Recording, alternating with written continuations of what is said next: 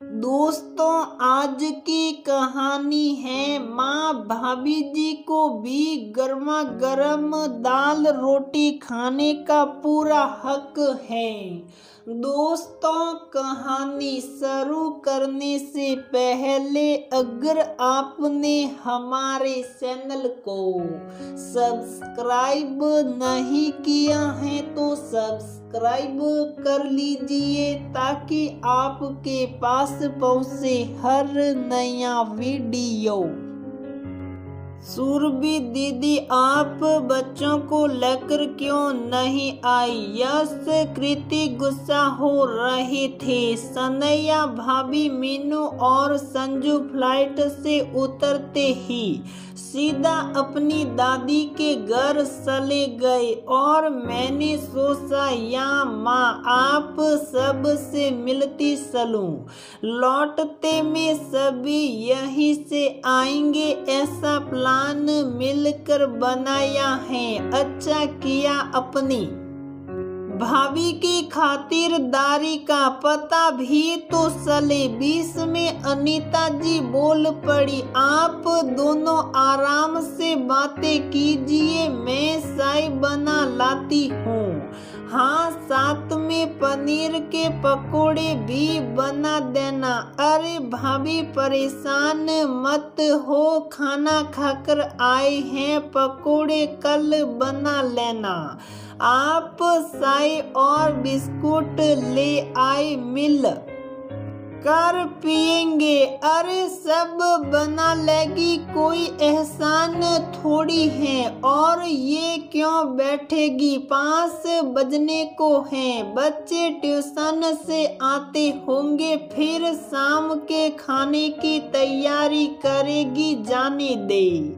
तू बता कैसी है? सुरभि को अपनी माँ का व्यवहार मालूम था और वह अपनी भाभी को परेशान नहीं करना चाहती थी, पर बोलकर माहौल खराब होता है इसलिए चुप रह गई। सुलभ और सनैया की शादी को 12 साल हो चुके हैं। उनके जुड़वा यश और कृति 10 वर्ष के हैं। सुरभि की माँ का व्यवहार हमेशा से ही अपनी बहू के लिए कड़क रहा है। बात बात पर बहू को डांटना, रौब चलाना, बस यही सब करती आई हैं। सुरभि की शादी सुलभ की शादी से 3 साल पहले हो गई थी और वह विदेश में जा बसी थी। उसका जहादा भारत आना ना होता था, लेकिन हमेशा माँ को समझाती रहती थी कि भाभी के साथ अच्छा व्यवहार किया करे, पर वह मानती नहीं थी। 2 दिन हो गए। सुरभि लगातार सनैया को काम करते देख रही थी। दोपहर के खाने के वक्त आओ भाभी, आप भी साथ में खा लो। जब से आई हूँ आप एक बार भी मेरे साथ नहीं बैठी। सनैया बोलती इससे पहले सास बोली, अरे तू इतने समय बाद आई हैं, गरम रोटियां खाएगी अपने मायके में, इसका क्या है, खाती रहेगी, इसे आदत है सबको खिलाने के बाद खाने की। जी दीदी आप खाइए, मैं एक रोटी और लाती हूँ, बोल चली गई। माँ ये क्या है, भाभी को भी साथ खाने दो ना। देखा मैंने ठंडा और बच्चों का बसा खाती है, उसे आदत है, तो चुप कर खाना खा। सुरभि सोचने लगी उसकी माँ की वजह से सनैया की वैल्यू कोई समझ ही नहीं रहा था घर में। माँ ने सबके दिमाग में ये सेट कर दिया था कि वह जो भी काम कर रही है कोई एहसान थोड़ी है जिसकी वजह से सुलभ के साथ बच्चे भी अपनी माँ का सहयोग तो छोड़ो सम्मान भी नहीं कर रहे थे। सनैया ये सब क्या है मैं देख रही हो, तुम पूरा दिन काम करती हो, कोई तुम्हारी मदद भी नहीं करता, हर सामान के लिए तुम्हें आवाज लगाते हैं, सामने रख के जूते मुझे तक किसी को दिखाई नहीं देते। अभी तो ये बच्चे छोटे हैं, बड़े होकर तो ये तुम्हारी बिल्कुल नहीं सुनेंगे। इन्हें एहसास होना चाहिए कि गलत कर रहे हैं। गुस्से से सुरभि बोली, मैं क्या करूं दीदी, कुछ भी सिखाने डांटने जाती हूँ, मम्मी जी ये कहकर रोक देती है। अभी बच्चे छोटे हैं और माँ को सारे काम करने ही पड़ते हैं। तुम कौन सा अनोखा काम कर रही हो? मम्मी जी कहती हैं तुम जो भी अपने पति बच्चों के लिए करती हो इसमें कोई एहसान नहीं, तुम्हारा फर्ज है। कहते हुए सनैया रोने लगी। सुरभि को बहुत बुरा लगा था। माँ सनैया के साथ अन्याय कर रही थी। ऐसे थोड़ी होता है, बहू भी एक इंसान होती है। वह घर में काम करती है पर उसकी भी वैल्यू होती है। अगर वह सब का ख्याल रखती है तो हमारा भी फर्ज बनता है कि हम उसका ख्याल रखे। कुछ युक्ति तो लगानी पड़ेगी, सोच वह सनैया से बोली। अगले दिन अनीता जी मंदिर से घर आकर चाय मांगती हैं।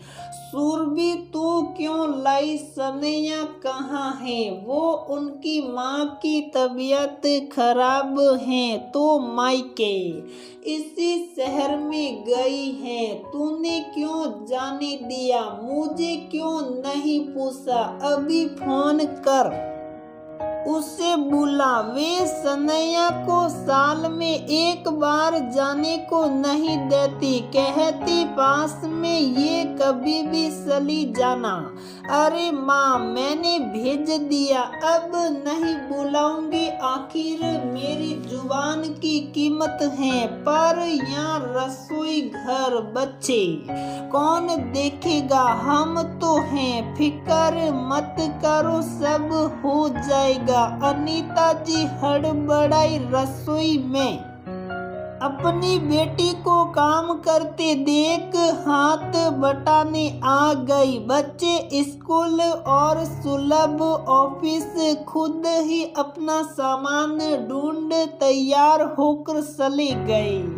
उसे गुस्सा आ रहा था सनैया पर, दीदी के इशारा करने पर चुप हो गया। दोपहर में बच्चे सिलाई पर सुरभि ने उन्हें अपना काम खुद करने का टास्क दिए, जैसे स्कूल ड्रेस हैंगर पर टांगना, जूते मोजे जगह पर रखना, टिफिन को सिंक में रखना, अपनी प्लेट पूरी फिनिश कर रखना।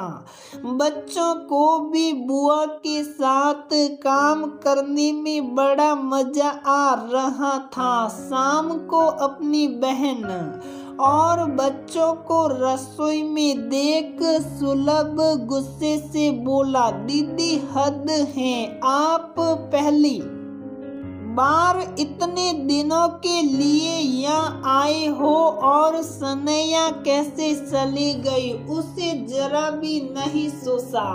मेरी बहन का ख्याल कौन रखेगा, और तूने कभी सोचा है मेरी भाभी का ख्याल कौन रखेगा? क्या मतलब है सुरभि दीदी आपका? यही कि मैं जब से आई हूँ देख रही हूँ वह चुप साप किसी मशीन की तरह काम करती जा रही है। हर कोई उसे बस ऑर्डर दे रहा है मदद की, तो उम्मीद बहुत दूर की बात है। कल को यश कृति भी यही सीखेंगे और इसमें माँ की भी गलती है। भैया आपको समझाना चाहिए था, मगर कुछ ना बोल कर आपने उन्हें बढ़ावा देते दिया। सुलभ पति पत्नी एक दूसरे का सपोर्ट सिस्टम होते हैं और आपने उन्हें सपोर्ट करने की जगह घर और बाहर की सारी जिम्मेदारी उस पर थोप दी।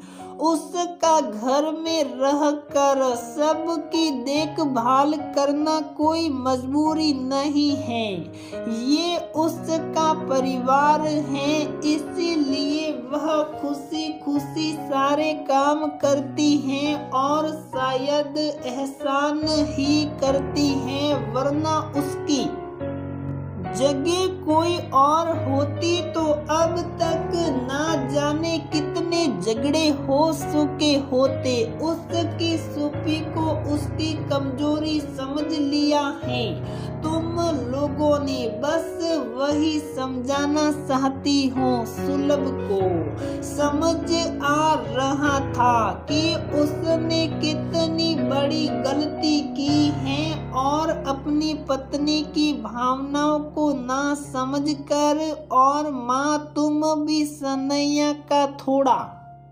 हाथ बटा दिया करो, जैसा मेरे साथ कर रही थी। मुझ पर दया आई, अपनी बहू पर क्यों नहीं आती?